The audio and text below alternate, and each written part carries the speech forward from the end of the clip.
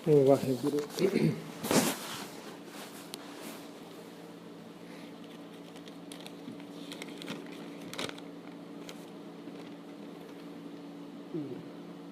ਸਮੁੰਦ ਵਿਰੋਲ ਸਰੀਰ ਹਮ ਦੇਖਿਆ, ਇੱਕ ਵਸਤ ਅਨੂਪ ਦਿਖਾਈ। ਗੁਰ ਗੋਬਿੰਦ ਗੁਰੂ ਹੈ, ਨਾਨਕ ਭੇਦ ਨ ਪਾਈ। ਗੁਰੂ ਗੋਬਿੰਦ ਗੁਰੂ ਹੈ, ਨਾਨਕ ਭੇਦ ਨ ਪਾਈ। ਵਾਹਿਗੁਰੂ ਜੀ ਕਾ ਖਾਲਸਾ, ਵਾਹਿਗੁਰੂ ਜੀ ਕੀ ਫਤਿਹ। ਧੰਨ ਧੰਨ ਸ੍ਰੀ ਗੁਰੂ ਗ੍ਰੰਥ ਸਾਹਿਬ ਜੀ ਮਹਾਰਾਜ ਪਰਮ ਪਿਤਾ ਦੀ ਨਿੱਘੀ ਗੋਦ ਦਾ ਆਨੰਦ ਮਾਣ ਰਹੇ। ਸਾਧ ਸੰਗਤ ਜੀ, ਬਿਨਾਂ ਕਰਮਾਂ ਤੋਂ ਇਹ ਘੜੀਆਂ, ਇਹ ਸੁੰਦਰ ਘੜੀਆਂ ਉਸ ਦੀ ਪਿਤਾ ਦੀ ਗੋਦ ਤੋਂ ਬਹਿਣ ਨੂੰ ਨਹੀਂ ਮਿਲਦੀਆਂ। ਵਡਭਾਗੇ ਹੋ। ਸੁਬਹ ਤੋਂ ਗੁਰਬਾਣੀ ਦਾ ਜਾਪ, ਉਸ ਤੋਂ ਉਪਰੰਤ ਬੇਟੀ ਵੱਲੋਂ ਵਾਹਿਗੁਰੂ ਦਾ ਜਾਪ, ਸ਼ਬਦ ਬਾਬਾ ਜੀ ਉਹਨਾਂ ਵੱਲੋਂ ਕਥਾ ਔਰ ਸ਼ਬਦ। ਮੇਰੇ ਵੀਰ ਜੀ ਨੇ ਬਹੁਤ ਸੁੰਦਰ ਕਵਿਤਾ ਉਸ ਪਰਮਾਤਮਾ ਦੀ ਰਚਨਾ ਦਾ ਜ਼ਿਕਰ ਕੀਤਾ, ਜਿਸ ਦੇ ਅਨੇਕਾਂ ਰੂਪ ਨੇ। ਉਹਦੀ ਕਲਾ ਨੂੰ ਬੜੇ ਸੁੰਦਰ ਤਰੀਕੇ ਨਾਲ ਬਿਆਨ ਕੀਤਾ ਹੈ। ਆਓ ਜਪਜੀ ਸਾਹਿਬ ਦੀ ਚੱਲ ਰਹੀ ਕਥਾ, ਲੜੀਵਾਰ ਕਥਾ, ਜਿਸ ਨੂੰ ਆਪ ਹਰ ਐਤਵਾਰ ਸਰਵਣ ਕਰਦੇ ਹੋ। 15ਵੀਂ ਪੌੜੀ ਦੀ ਕਥਾ ਜੋ ਪਿਛਲੇ ਹਫ਼ਤੇ ਅੱਜ ਤੱਕ ਪਹੁੰਚੀ ਸੀ, ਅੱਜ ਉਸ ਤੋਂ ਅੱਗੇ ਪ੍ਰਾਰੰਭ ਕਰਾਂਗੇ। ਉਸ ਪਿਤਾ ਦੀ ਅਗਾਧ ਬੋਧ ਬਾਣੀ, ਜਿਸ ਦੇ ਮਨ ਵਿੱਚ ਵਸਿਆ, ਜਿਸ ਨੂੰ ਸੁਣਿਆ, ਇਨਸਾਨ ਦੀਆਂ ਜੋ ਜੋ ਬਿਰਤੀਆਂ ਬਣਦੀਆਂ ਹਨ, ਉਸ ਪਰਮਾਤਮਾ ਦੀ ਮੰਜ਼ਿਲ ਤੱਕ ਕਿਸ ਤਰ੍ਹਾਂ ਇਨਸਾਨ ਪਹੁੰਚਦਾ ਹੈ। ਜਪਜੀ ਸਾਹਿਬ ਦੀ ਵਿਆਖਿਆ ਦੇ ਵਿੱਚ ਗੁਰੂ ਸਾਹਿਬ ਨੇ ਪ੍ਰਮਾਣ ਸਭ ਦਿੱਤੇ ਹਨ। ਇਹ 38 ਪੌੜੀਆਂ ਉਸ ਪਿਤਾ ਦੇ, ਉਸ ਮੁਕਤੀ ਦੇ ਦਰਵਾਜ਼ੇ 'ਤੇ, ਜਿਸ ਦੀ ਗੱਲ ਪਿਛਲੇ ਹਫ਼ਤੇ ਗੁਰੂ ਸਾਹਿਬ ਨੇ 15ਵੀਂ ਪੌੜੀ ਦੇ ਵਿੱਚ ਕੀਤੀ ਸੀ, ਉਸ ਮੁਕਤੀ ਦੇ ਦੁਆਰ ਤੱਕ ਜਾਂਦਾ ਹੈ। ਇਹ 38 ਪੌੜੀਆਂ ਉਸ ਰਸਤੇ 'ਤੇ ਜਾਂਦੀਆਂ ਹਨ, ਉਸ ਮੁੱਖ ਦੁਆਰ, ਜਿੱਥੇ ਉਸ ਪਿਤਾ ਦਾ ਦੁਆਰ ਹੈ, ਜਿੱਥੇ ਮੁਕਤੀ ਦਾ ਦੁਆਰ ਹੈ, ਉੱਥੇ ਜਾਂਦੀਆਂ ਹਨ। ਆਓ ਅੱਗੇ ਸਰਵਣ ਕਰੀਏ। ਪਹਿਲਾਂ ਪੰਕਤੀਆਂ। ਮੰਨੈ ਪਾਵੈ ਮੋਖ ਦੁਆਰ, ਮੰਨੈ ਪਰਵਾਰੈ ਸਾਧਾਰ।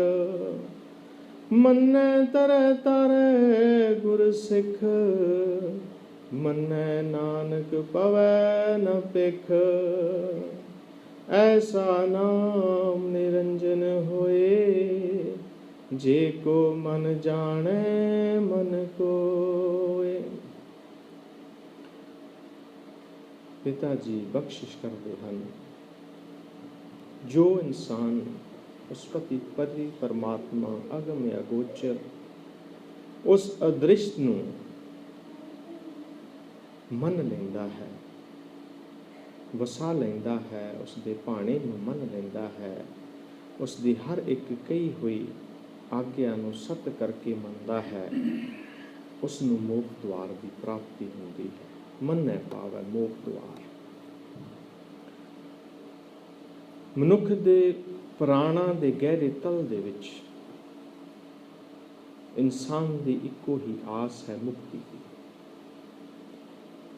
ਹਰ ਇੱਕ ਇਨਸਾਨ ਉਸ ਪਿਤਾ ਦੇ ਲੜ ਲੱਗ ਕੇ ਮੁਕਤ ਹੋਣਾ ਚਾਹੁੰਦਾ ਹੈ। ਮੁਕਤੀ ਕੀ ਹੈ? ਆਜ਼ਾਦੀ। ਆਜ਼ਾਦ ਹੋਣਾ,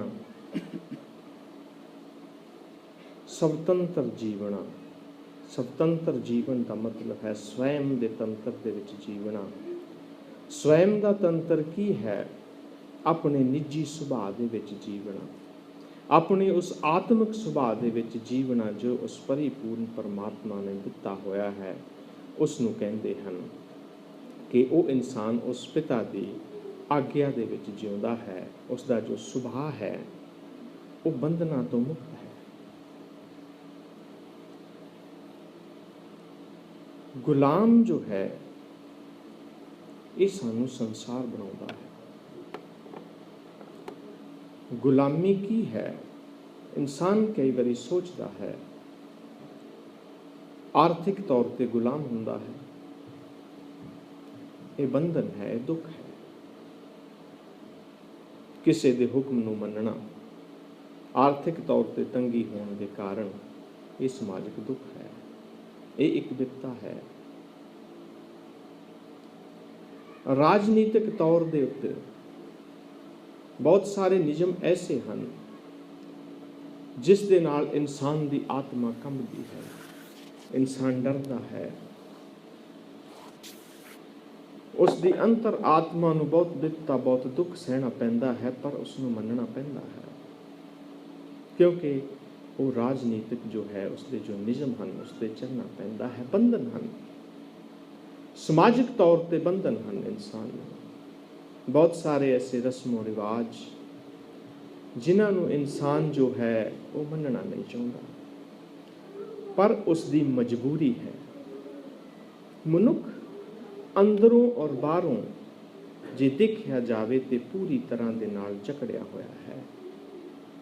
ਅੰਦਰੋਂ ਇਹ ਮਨ ਦੇ ਗੁਲਾਮ ਹੈ, ਬਾਹਰੋਂ ਇਹ ਸਮਾਜਿਕ, ਰਾਜਨੀਤਿਕ, ਧਾਰਮਿਕ ਬੰਧਨਾਂ ਦੇ ਵਿੱਚ ਗੁਲਾਮ ਹੈ। ਇਸ ਦੀ ਆਜ਼ਾਦੀ ਨਹੀਂ ਹੈ,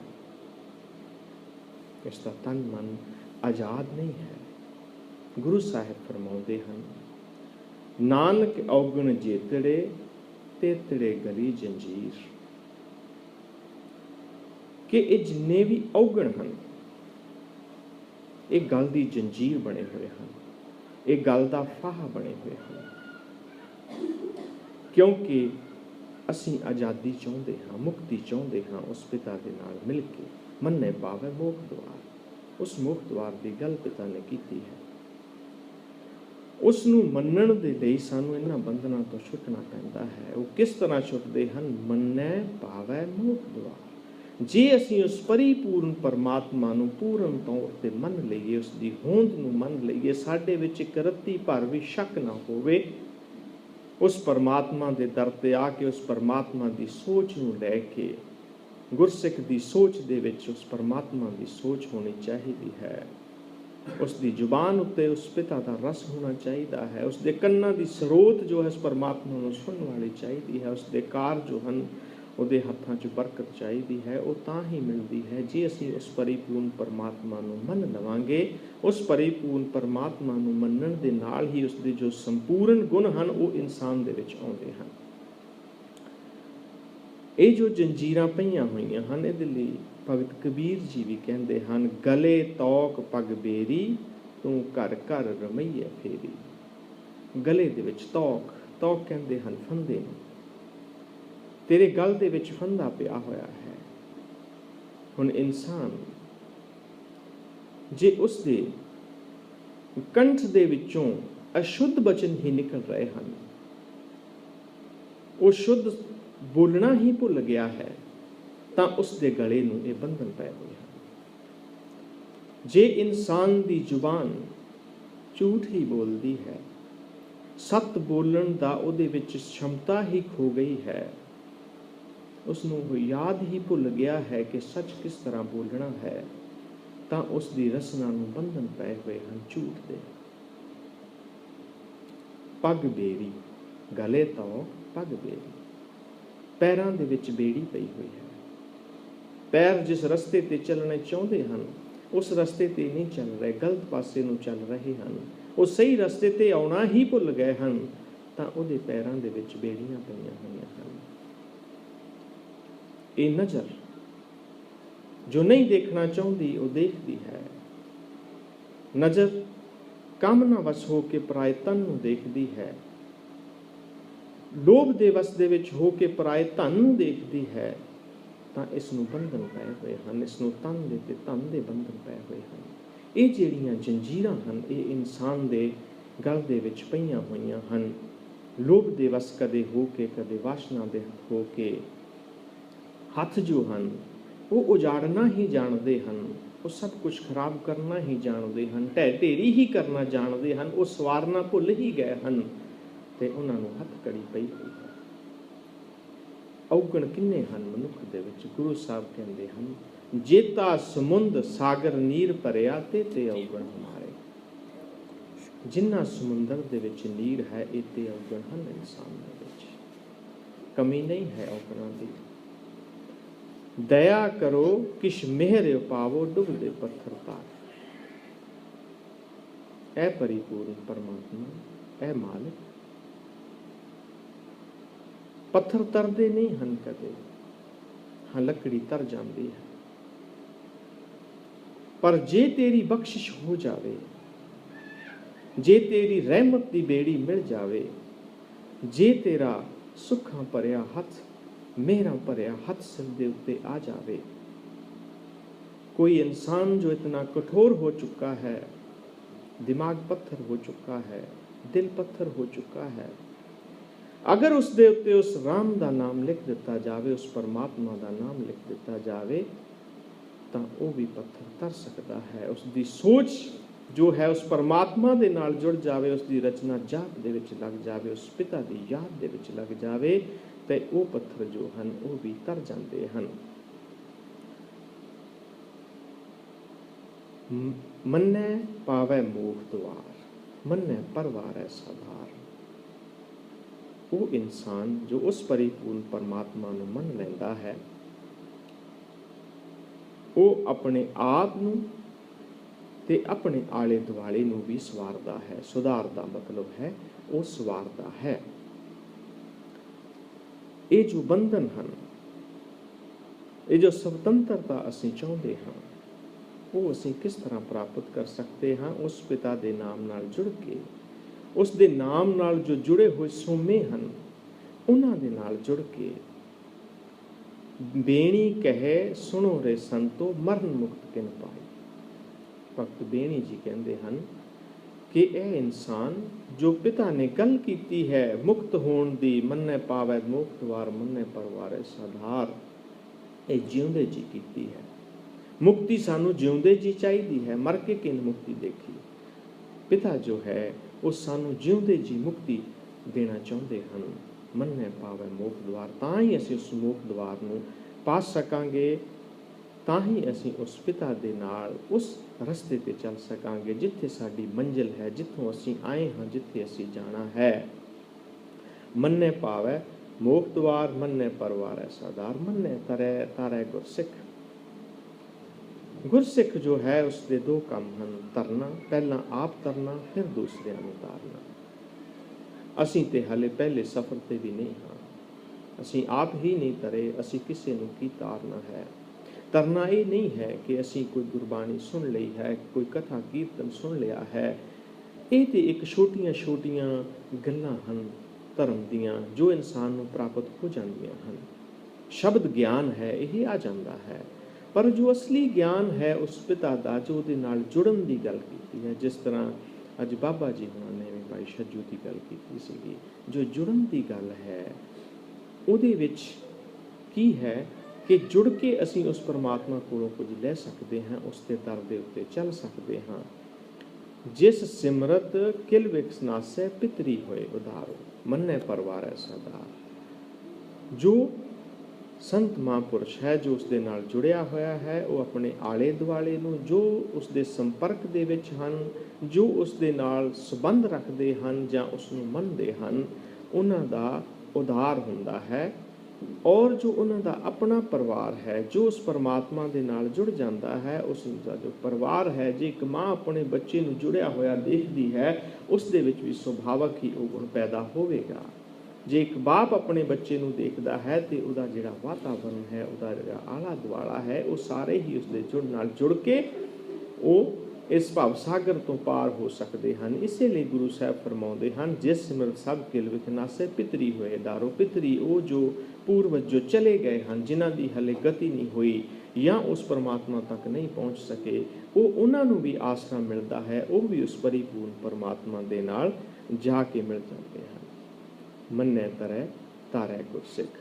ਗੁਰਸਿੱਖ ਕਿੱਦਾਂ ਤਾਰਦਾ ਹੈ ਔਰ ਕਿੱਦਾਂ ਆਪ ਤਰਦਾ ਹੈ? ਗੁਰੂ ਦੀ ਸਿੱਖਿਆ ਦੇ ਨਾਲ। ਅਸੀਂ ਪਹਿਲਾਂ ਸਿੱਖ ਹਾਂ, ਸਿੱਖਦੇ ਹਾਂ। ਸਿੱਖ ਦੀ ਪਦਵੀ ਤੋਂ ਗੁਰਸਿੱਖ ਦੀ ਪਦਵੀ ਤੇ ਜਾਣਾ ਹੈ। ਜੋ ਗੁਰੂ ਦੀ ਸਿੱਖਿਆ ਨੂੰ ਸਤ ਕਰਕੇ ਮੰਨ ਲਵੇ, ਜੋ ਉਸ ਦੇ ਭਾਣੇ ਨੂੰ ਸਤ ਕਰਕੇ ਮੰਨ ਲਵੇ, ਜੋ ਉਸ ਪਰਮਾਤਮਾ ਨੇ ਸਾਨੂੰ ਦਿੱਤਾ ਹੈ ਉਹਦੇ ਵਿੱਚ ਅਸੀਂ ਖੁਸ਼ ਰਹੀਏ, ਅਸੀਂ ਆਨੰਦ ਵਿੱਚ ਰਹੀਏ, ਖੇੜੇ 'ਚ ਰਹੀਏ, ਉਸ ਪਿਤਾ ਦੀ ਯਾਦ ਵਿੱਚ ਰਹੀਏ। ਉਹੀ ਜੋ ਸਿੱਖਿਆ ਹੈ ਉਸ ਪਿਤਾ ਦੀ, ਜੀਵਨ ਨੂੰ ਕਿਸ ਤਰ੍ਹਾਂ ਜੀਵਣਾ ਹੈ ਉਸ ਦੇ ਨਾਲ ਲੱਗ ਕੇ, ਉਹਦੇ ਨਾਲ ਹੀ ਜੋ ਗੁਰਸਿੱਖ ਹੈ ਉਹ ਸਿੱਖਿਆ ਦੇ ਕੇ ਆਪ ਲੈ ਕੇ ਪਹਿਲਾਂ ਸਿੱਖਿਆ ਤਰਦਾ ਹੈ, ਫਿਰ ਸਿੱਖਿਆ ਦੇ ਕੇ ਤੋਰਦਾ ਹੈ।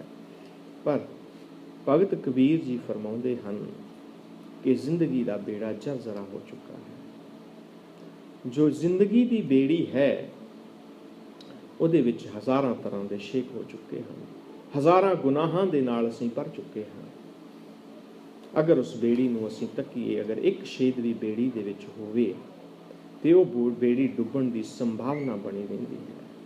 ਲੇਕਿਨ ਅਗਰ ਅਸੀਂ ਆਪਣੀ ਜ਼ਿੰਦਗੀ ਦੀ ਬੇੜੀ ਵੱਲ ਦੇਖੀਏ ਤੇ ਹਜ਼ਾਰਾਂ ਹੀ ਛੇਕ ਹਨ, ਹਜ਼ਾਰਾਂ ਹੀ ਗੁਨਾਹਾਂ ਦੇ ਨਾਲ ਭਰੀ ਹੋਈ ਹੈ ਜ਼ਿੰਦਗੀ।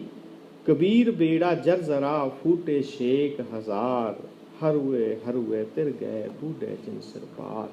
ਜਿਨ੍ਹਾਂ ਨੇ ਉਸ ਪਿਤਾ ਦੀ ਗੱਲ ਨੂੰ ਮੰਨਿਆ, ਉਸ ਦੀ ਆਗਿਆ ਨੂੰ ਮੰਨਿਆ ਹੈ, ਉਸ ਪਿਤਾ ਦੇ ਦਰ ਤੇ ਆ ਕੇ ਉਸ ਦੀ ਬਾਣੀ ਤੇ ਚੱਲੇ ਹਨ, ਉਹਨੂੰ ਸਤ ਕਰਕੇ ਮੰਨ ਲਿਆ ਹੈ, ਉਹ ਜੋ ਹਨ ਉਹ ਪਾਰ ਹੋ ਜਾਂਦੇ ਹਨ। ਗੁਰੂ ਅਰਜਨ ਦੇਵ ਮਹਾਰਾਜ ਜੀ ਵੀ ਫਰਮਾਉਂਦੇ ਹਨ, ਬਿਕਾਰ ਪਾਥਰ ਗਲੇ ਬੰਨ੍ਹੈ ਨਿੰਦ ਕੂਟ ਸਿਰਾਏ। ਗੁਰੂ ਅਰਜਨ ਦੇਵ ਜੀ ਮਹਾਰਾਜ ਕਹਿੰਦੇ ਹਨ ਕਿ ਅਸੀਂ ਕਿਵੇਂ ਤਰਾਂਗੇ, ਅਸੀਂ ਪੱਥਰਾਂ ਦੀ ਮਾਲਾ ਬਣਾ ਕੇ ਗਲ ਦੇ ਵਿੱਚ ਪਾਈ ਹੋਈ ਹੈ ਔਰ ਸਿਰ ਦੇ ਉੱਤੇ ਨਿੰਦਾ ਦੀ ਜਿਹੜੀ ਪੰਡ ਹੈ ਉਹ ਚੁੱਕੀ ਹੋਈ ਹੈ। ਹੁਣ ਸਰੀਰ ਤੇ ਵੈਸੇ ਹੀ ਬੋਝਲ ਹੈ, ਜੋ ਭਵ ਸਾਗਰ ਹੈ ਜਿਸ ਨੂੰ ਅਸੀਂ ਪਾਰ ਕਰਨਾ ਹੈ, ਉਹਦੇ ਵਿੱਚ ਤਾਂ ਹਜ਼ਾਰਾਂ ਤਰ੍ਹਾਂ ਦੀਆਂ ਲਹਿਰਾਂ ਹਨ, ਹਜ਼ਾਰਾਂ ਤਰ੍ਹਾਂ ਦੇ ਭਵਰ ਹਨ ਜਿਸ ਨੂੰ ਅਸੀਂ ਤਰਨਾ। ਸਾਡਾ ਇਕੱਲਾ ਹੀ ਸਰੀਰ ਭਾਰਾ ਹੈ ਤੇ ਉਸ ਦੇ ਉੱਤੋਂ ਅਸੀਂ ਪੱਥਰਾਂ ਦੀ ਮਾਲਾ ਬਣਾ ਕੇ ਗਲ ਦੇ ਵਿੱਚ ਪਾ ਲਈ, ਨਿੰਦਾ ਦੀ ਪੰਡ ਅਸੀਂ ਸਿਰ ਦੇ ਉੱਤੇ ਚੁੱਕ ਲਈ ਆ। ਇੰਨਾ ਹੀ ਨਹੀਂ, ਉਸ ਬੇੜੀ ਦੇ ਉੱਤੇ ਅਸੀਂ ਵਿਕਾਰਾਂ ਦੇ ਪੱਥਰ ਲੱਦ ਰਹੇ ਹਾਂ। ਜਿਹੜੇ ਵਿਕਾਰਾਂ ਦੇ ਪੱਥਰ ਨੇ ਉਹ ਵੀ ਅਸੀਂ ਉਸ ਬੇੜੀ ਦੇ ਉੱਤੇ ਲੱਦ ਲਏ ਹਨ। ਹੁਣ ਪਹਿਲਾਂ ਹੀ ਹਜ਼ਾਰਾਂ ਛੇਕ ਹਨ ਬੇੜੀ ਦੇ ਵਿੱਚ ਕਰਮਾਂ ਦੇ, ਉਸ ਤੋਂ ਉੱਪਰ ਅਸੀਂ ਪੱਥਰ ਲੱਦ ਲਏ ਵਿਕਾਰਾਂ ਦੇ। ਹੁਣ ਇਹ ਤੇ ਕਬੀਰ ਸਾਹਿਬ ਕਹਿੰਦੇ ਹਨ ਕਿ ਬੇੜੀ ਡੁੱਬੂਗੀ ਡੁੱਬੂਗੀ। ਗੁਰੂ ਸਾਹਿਬ ਕਹਿੰਦੇ ਹਨ ਇਹ ਬੇੜੀ ਇਸ ਤਰ੍ਹਾਂ ਪਾਰ ਨਹੀਂ ਹੋ ਸਕਦੀ। ਮਹਾਸਾਗਰ ਪਾਰ ਲੰਘਣਾ, ਪਾਰ ਨਾ ਪਰਨਾ ਜਾਏ। ਉਹ ਮਹਾਸਾਗਰ ਜੋ ਸੀ ਪਾਰ ਲੰਘਣਾ ਹੈ ਉਹ ਇਸ ਤਰ੍ਹਾਂ ਨਹੀਂ ਲੰਘਿਆ ਜਾ ਸਕਦਾ। ਇੱਕ ਆਲਮ ਕਹਿੰਦਾ ਹੈ, ਜਦੋਂ ਇਨਸਾਨ ਬੱਚਾ ਸੀ, ਛੋਟੀ ਉਮਰ ਸੀ, ਕਿਸ਼ਤੀ ਦੇ ਵਿੱਚ ਕੋਈ ਸ਼ੇਕ ਨਹੀਂ ਸੀ। ਜਵਾਨ ਹੋਇਆ, ਕਿਸ਼ਤੀ ਨਵੀਂ ਹੈ ਪਰ ਕੁਝ ਸ਼ੇਕ ਹੋ ਗਏ ਹਨ। ਉਮਰ ਬੁੱਢੀ ਹੋ ਗਈ ਹੈ, ਇਹ ਕਿਸ਼ਤੀ ਸ਼ੇਕਾਂ ਦੇ ਨਾਲ ਭਰ ਗਈ ਹੈ, ਵਿਕਾਰਾਂ ਦੇ ਨਾਲ ਭਰ ਗਈ ਹੈ, ਕੁਕਰਮਾਂ ਦੇ ਨਾਲ ਭਰ ਗਈ ਹੈ। ਇੱਕ ਆਲਮ ਕਹਿੰਦਾ ਹੈ, ਜਬ ਕਿਸ਼ਤੀ ਸਾਬ ਤੋਂ ਸਾਲਮ ਥੀ, ਮੰਜ਼ਿਲ ਕੀ ਤਮੰਨਾ ਕਿਸਕੋ ਥੀ। ਜਦੋਂ ਇਹ ਕਿਸ਼ਤੀ ਨਵੀਂ ਸੀ, ਬਚਪਨ ਸੀ, ਜਵਾਨੀ ਸੀ, ਉਦੋਂ ਅਸੀਂ ਉਸ ਮੰਜ਼ਿਲ ਵੱਲ ਦੇਖਿਆ ਹੀ ਨਹੀਂ। ਉਸ ਪ੍ਰਭੂ ਦੀ ਚਾਹਤ ਮਨ ਦੇ ਵਿੱਚ ਪੈਦਾ ਹੀ ਨਹੀਂ ਹੋਈ, ਉਸ ਦਾ ਪ੍ਰੇਮ ਮਨ ਦੇ ਵਿੱਚ ਪੈਦਾ ਹੀ ਨਹੀਂ ਹੋਇਆ, ਉਸ ਦੇ ਰਸਤੇ ਤੇ ਚੱਲ ਹੀ ਨਹੀਂ ਹੋਇਆ। किश्ती जो सी सुराखों तो बिना, विकारों तो बिना, अब ऐसी शिकस्ता किश्ती पर मंजिल की तमन्ना कौन करे।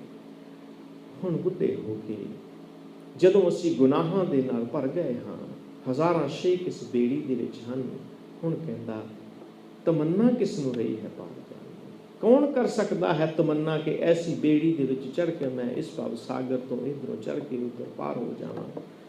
हाँ, वही पार हो सकता है जिस दी बेड़ी दे विच शेक नहीं है, जिस दी बेड़ी नवीं है, साबत है।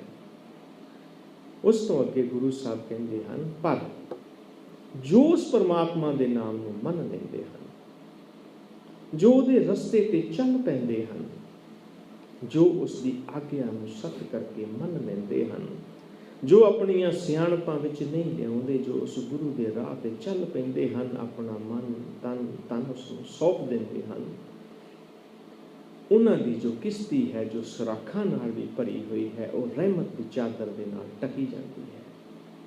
उहदे जो शेक हन वो बंद होने शुरू हो जाते हैं। जे प्रसाद तेरे अनकश टाके, उस प्रभु की बख्शिश नाल वो मनुख दे गुनाह हन जो उसके जीवन की बेड़ी दे विच शेक हन, भवसागर तरन दे लई वो भरने शुरू हो जाते हैं। वो गुरु बख्शिश का कपड़ा जो है वो दे दिंदा है।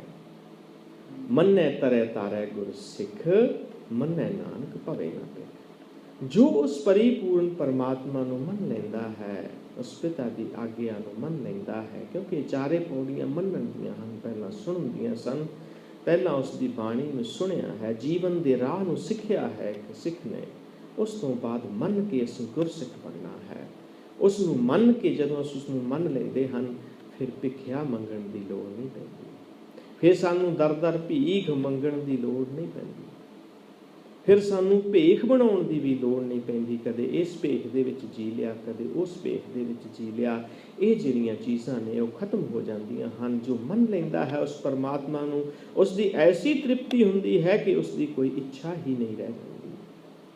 ਉਸ ਦੀਆਂ ਸਾਰੀਆਂ ਇੱਛਾਵਾਂ ਖਤਮ ਹੋ ਜਾਂਦੀਆਂ ਹਨ। ਇਹ ਸਾਰੀਆਂ ਜੰਜੀਰਾਂ, ਜੋ ਸਾਰੇ ਬੰਧਨ ਹਨ, ਉਸ ਪਿਤਾ ਨੂੰ ਮੰਨ ਕੇ, ਉਸ ਦੇ ਨਾਲ ਮਿਲ ਕੇ ਇਹ ਸਾਰੀਆਂ ਜੰਜੀਰਾਂ ਖਤਮ ਹੋ ਕੇ ਫਿਰ ਉਹੀ ਸੁਤੰਤਰਤਾ ਜੋ ਹੈ ਮਿਲ ਜਾਂਦੀ ਹੈ, ਆਜ਼ਾਦੀ ਮਿਲ ਜਾਂਦੀ ਹੈ। ਜੋ ਸਾਡਾ ਆਤਮਿਕ ਸੁਭਾਅ ਹੈ ਉਸ ਪਰਮਾਤਮਾ ਨੇ ਦਿੱਤਾ, ਜੋ ਆਤਮਾ ਉਸ ਨਾਲ ਜੁੜੀ ਹੋਈ ਹੈ, ਉਸੇ ਆਤਮਿਕ ਸੁਭਾਅ ਦੇ ਵਿੱਚ ਜੀ ਕੇ ਅਸੀਂ ਉਸ ਪਿਤਾ ਦੇ ਨਾਲ ਮਿਲ ਸਕਦੇ ਹਾਂ। ਐਸਾ ਨਾਮ ਨਿਰੰਜਨ ਹੋਏ।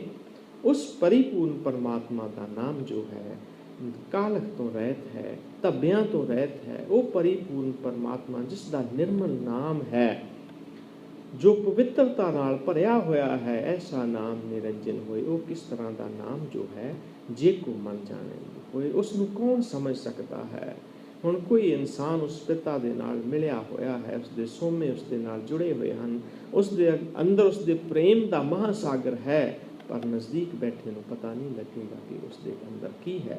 ਉਹ ਕਿਸ ਨੂੰ ਪਤਾ ਲੱਗਿਆ? ਜੇ ਕੋ ਮਨ ਜਾਣੇ ਮਨ ਕੋਇ, ਜਿਸ ਨੇ ਉਸ ਪਿਤਾ ਨੂੰ ਮੰਨ ਲਿਆ ਹੈ, ਜੋ ਉਸ ਪਿਤਾ ਦੇ ਵਿੱਚ ਮਿਲ ਗਿਆ ਹੈ, ਉਹੀ ਉਸ ਇਨਸਾਨ ਦੀ ਜੋ ਹਾਲਤ ਨੂੰ ਸਮਝ ਸਕਦਾ ਹੈ। ਇਸ ਬ੍ਰਹਿਮੰਡ ਦੇ ਵਿੱਚ ਕੀ ਹੋ ਰਿਹਾ ਹੈ, ਜੋ ਕੁਛ ਵੀ ਇਸ ਬ੍ਰਹਿਮੰਡ ਦੇ ਵਿੱਚ ਹੋ ਰਿਹਾ, ਗੁਰੂ ਦੀ ਕੀ ਕਿਰਿਆ ਹੈ, ਇਹ ਉਸ ਪਰਮਾਤਮਾ ਨੂੰ ਮੰਨਣ ਦੇ ਨਾਲ, ਉਸ ਦੀ ਬਾਣੀ ਨੂੰ ਮੰਨਣ ਦੇ ਨਾਲ, ਉਸ ਦੇ ਜੁੜਨ ਦੇ ਨਾਲ ਇਹਨਾਂ ਸਾਰੀਆਂ ਗੱਲਾਂ ਦਾ ਸਾਨੂੰ ਗਿਆਨ ਹੁੰਦਾ ਹੈ, ਸਾਨੂੰ ਮੁੱਖ ਦੁਆਰ ਮਿਲਦਾ ਹੈ। ਅਸੀਂ ਆਪਣੇ ਪਰਿਵਾਰ ਦਾ ਭਲਾ ਕਰਦੇ ਹਾਂ। ਇਨਸਾਨ ਪਹਿਲਾਂ ਗੁਰਬਾਣੀ ਪੜ੍ਹ ਕੇ ਖੁਦ ਕਰਦਾ ਹੈ, ਫਿਰ ਦੂਸਰਿਆਂ ਨੂੰ ਤਾਰਦਾ ਹੈ। ਇਨਸਾਨ ਨੂੰ ਕਿਸੇ ਤਰ੍ਹਾਂ ਦੀ ਵੀ ਉਸ ਪਿਤਾ ਨੂੰ ਮੰਨਣ ਦੇ ਨਾਲ ਕਿਸੇ ਤਰ੍ਹਾਂ ਦੀ ਭੁੱਖ ਨਹੀਂ ਰਹਿ ਜਾਂਦੀ। ਉਹ ਪਰਮਾਤਮਾ ਦਾ ਨਾਮ ਕਾਲਖ ਤੋਂ ਰਹਿਤ ਹੈ, ਉਹ ਪਵਿੱਤਰ ਹੈ। ਉਸ ਪਵਿੱਤਰਤਾ ਦਾ ਸਾਨੂੰ ਤਾਂ ਹੀ ਪਤਾ ਲੱਗ ਸਕਦਾ ਹੈ ਜੇ ਉਸ ਨੂੰ ਕੋਈ ਕਿਸੇ ਨੇ ਮੰਨ ਲਿਆ ਹੈ, ਉਸ ਨੂੰ ਜਾਣ ਲਿਆ ਹੈ, ਉਸ ਦੇ ਨਾਲ ਜੁੜ ਗਿਆ ਹੈ। ਇੱਕ ਗੱਲ ਯਾਦ ਆਈ, ਇੱਕ ਸੰਤ ਆਪਣੀ ਕੁੱਲੀ ਦੇ ਵਿੱਚ ਬੈਠਾ, ਬਾਹਰ ਇੱਕ ਕੁੱਤਾ ਬੈਠਾ। ਸੰਤ ਉਸ ਕੁੱਤੇ ਨੂੰ ਕਹਿਣ ਲੱਗਾ ਕਿ ਤੂੰ ਇਨਸਾਨ ਦਾ ਬੜਾ ਵਫਾਦਾਰ ਹੈ, ਪਰ ਤੂੰ 3 ਕੰਮ ਗਲਤ ਕਰਦਾ। ਇੱਕ, ਤੂੰ ਜੋ ਬਾਥਰੂਮ ਕਰਦਾ ਹੈ ਧਰਤੀ ਤੇ ਨਹੀਂ ਕਰਦਾ, ਕੰਧ ਤੇ ਕਰਦਾ। ਦੂਸਰਾ, ਤੂੰ ਜਿਹੜੇ ਮੰਗਤੇ ਹਨ ਉਹਨਾਂ ਨੂੰ ਭੌਂਕਦਾ ਹੈ। ਔਰ ਤੀਸਰਾ ਜੋ ਹੈ, ਉਹ ਤੂੰ ਰਾਤ ਨੂੰ ਜਦੋਂ ਲੋਕ ਸੁੱਤੇ ਹੁੰਦੇ ਹਨ, ਤੂੰ ਭੌਂਕ ਕੇ ਉਹਨਾਂ ਦੀ ਨੀਂਦ ਖਰਾਬ ਕਰਦਾ ਹੈ। ਉਸ ਕੁੱਤੇ ਨੇ ਉਸ ਫਕੀਰ ਨੂੰ ਜਵਾਬ ਦਿੱਤਾ, ਕਹਿੰਦਾ, ਫਕੀਰ ਜੀ, ਮੈਂ ਧਰਤੀ ਨੂੰ ਇਸ ਕਰਕੇ ਨਹੀਂ ਗੰਦਾ ਕਰਦਾ, ਨਾ ਜਾਣੇ ਕਿਹੜੀ ਜਗ੍ਹਾ ਤੇ ਕਿਸੇ ਨੇ ਬੈਠ ਕੇ ਭਗਤੀ ਕੀਤੀ ਹੋਈ ਹੈ। ਅਗਰ ਮੈਂ ਉੱਥੇ ਕੁਝ ਗਲਤ ਕੀਤਾ ਤੇ ਉਹ ਪਵਿੱਤਰ ਧਰਤੀ ਨੂੰ ਮੈਂ ਅਪਵਿੱਤਰ ਕਰ ਦਿਆਂਗਾ। ਮੰਗਤਿਆਂ ਨੂੰ ਮੈਂ ਇਸ ਕਰਕੇ ਭੌਂਕਦਾ ਹਾਂ ਕਿ ਜਿਸ ਤੋਂ ਤੁਸੀਂ ਮੰਗਣਾ ਹੈ ਉਸ ਤੋਂ ਤੇ ਮੰਗਦੇ ਨਹੀਂ। ਜੋ ਇਨਸਾਨ ਤੁਹਾਨੂੰ ਕੁਝ ਦੇ ਨਹੀਂ ਸਕਦਾ, ਤੁਸੀਂ ਉਸ ਕੋਲੋਂ ਕਿਉਂ ਮੰਗਦੇ ਹੋ? ਇਸ ਕਰਕੇ ਮੈਂ ਮੰਗਤਿਆਂ ਨੂੰ ਭੌਂਕਦਾ ਹਾਂ। ਔਰ ਤੀਸਰੀ ਗੱਲ, ਮੈਂ ਰਾਤ ਨੂੰ ਸੁੱਤੇ ਹੋਏ ਲੋਕਾਂ ਨੂੰ ਇਸ ਕਰਕੇ ਨਹੀਂ ਜਗਾਉਂਦਾ, ਉਹਨਾਂ ਨੂੰ ਡਿਸਟਰਬ ਨਹੀਂ ਕਰਦਾ, ਉਹਨਾਂ ਨੂੰ ਇਹ ਸਿਖਾਉਂਦਾ ਹਾਂ ਕਿ ਤੁਹਾਡਾ ਉਸ ਪਿਤਾ ਨਾਲ ਜੁੜਨ ਦਾ ਟਾਈਮ ਲੰਘਦਾ ਜਾ ਰਿਹਾ ਹੈ। ਤੁਸੀਂ ਗਾਫਲ ਹੋ ਕੇ ਸੁੱਤੇ ਪਏ ਹੋਏ, ਤੁਸੀਂ ਜਾਗੋ, ਉੱਠ ਕੇ ਉਸ ਪਰਮਾਤਮਾ ਦੀ ਭਗਤੀ ਕਰੋ ਤਾਂ ਕਿ ਤੁਸੀਂ ਉਸ ਪਰਮਾਤਮਾ ਨਾਲ ਮਿਲ ਸਕੋ। ਉਸ ਕੁੱਤੇ ਦਾ ਜਵਾਬ ਸੁਣ ਕੇ ਉਹ ਜਿਹੜਾ ਸੰਤ ਮਹਾਂਪੁਰਸ਼ ਸੀ ਬੜਾ ਨਿਹਾਲ ਹੋਇਆ। ਇੱਕ ਕੁੱਤੇ ਦੀ ਸੋਚ ਐਸੀ ਹੋ ਸਕਦੀ ਹੈ। ਅਸੀਂ ਤੇ ਫਿਰ ਇਨਸਾਨ ਹਾਂ, ਅਸੀਂ ਉਸ ਪਿਤਾ ਤੋਂ ਕਿਉਂ ਦੂਰ ਹਾਂ? ਅਸੀਂ ਉਸ ਤੋਂ ਦੂਰ ਜਾਣ ਦੀ ਕਿਉਂ ਕੋਸ਼ਿਸ਼ ਕਰਦੇ ਹਾਂ? ਅਸੀਂ ਵੀ ਉਸ ਪਿਤਾ ਦੀ ਗੁਰਬਾਣੀ ਨੂੰ ਪੜ੍ਹ ਕੇ, ਉਸ ਦੇ ਨਾਮ ਨਾਲ ਜੁੜ ਕੇ, ਉਸ ਦੇ ਜੋ ਰੰਗ ਹਨ, ਉਸ ਦੇ ਜੋ ਰਸ ਹਨ, ਉਹਨਾਂ ਨੂੰ ਮਾਣੀਏ। इतनियां ही बेनतियां प्रवान करनियां। गुरबाणी पढ़दियां होया कोई लफज वध घट गुरबाणी के आधार तो इधर उधर कह गया हुआ अनजान हाँ, गुरु साहब साध संगत माफ़ करन जोग है। माफ़ कर देना, आप भी अरदास करनी उस परमात्मा के इस निगुणे नूं परमात्मा गुण बख्शे। आप दे चरनां दी धूड़ी इस मस्तक ते लगे, उस परमात्मा दा नाम इस हिरदे विच हमेशा वसिया रहे, उहदे प्यार दे विच हमेशा लिव जुड़ी रहे। इतनियां ही बेनतियां प्रवान करनियां।